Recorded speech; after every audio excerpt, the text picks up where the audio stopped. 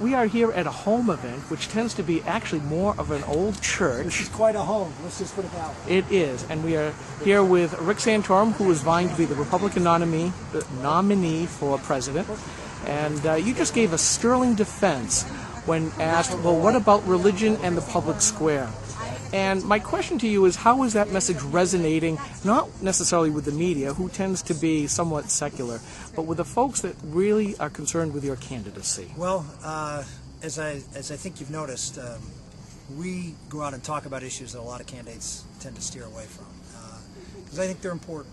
I mean, America is certainly in an economic crisis right now, but I think what we also know is that the economic crisis has a moral foundation to it. That we saw just in even our economic crisis, the housing crisis, clearly moral failings on the part of Wall Street, moral failings on the part of a lot of folks who got loans that they shouldn't have gotten and didn't pay the loans that they shouldn't have paid. So you can't separate what's going on in the economy than what's the moral foundation of our country. The same thing with the family. I mean, one of the reasons that the economy is struggling is because families are struggling. I don't mean just economically struggling, but families are broken down. We have many, many more children being born out of wedlock and being raised in single-parent homes, which of course is much harder.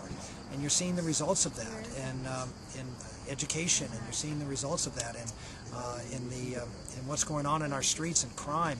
These are serious problems that Americans know that it's not just as simple as, well, we'll cut taxes and everything will be better.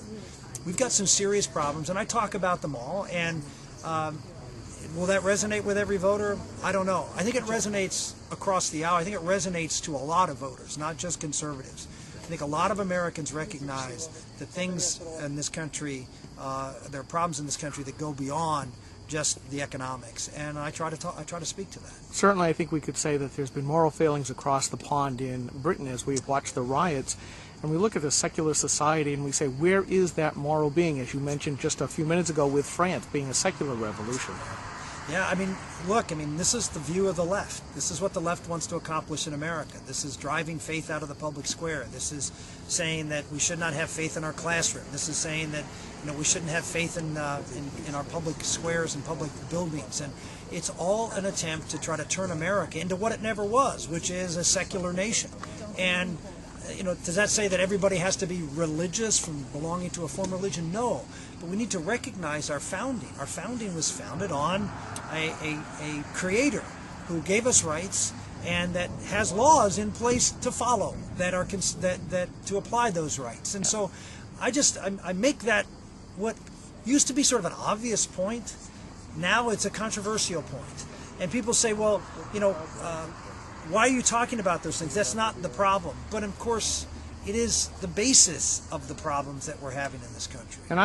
And I have said in the past that being self-responsible, which has turned out to be more than a catchword this last election, really requires an internal morality. And Yes. You can look at all of our problems here in the United States and elsewhere as a failure of that internal morality. Look, I think it was Edmund Burke who said we are going to be constrained from chains from within or chains from without. And those who say we want limited government, but we don't want any chains upon us, internally. In other words, people should be able to do whatever they want to do. And, there are candidates in this race who are from the libertarian end of the Republican Party who advocate for that. If you don't have chains from within and people can go around and do whatever they want to do, well, that's Britain today. People going around doing whatever they want to do. The problem is you can't have an ordered society. You can't have freedom if you don't have internal constraints. If you don't live your life consistent with some moral code that respects other people as well as yourself.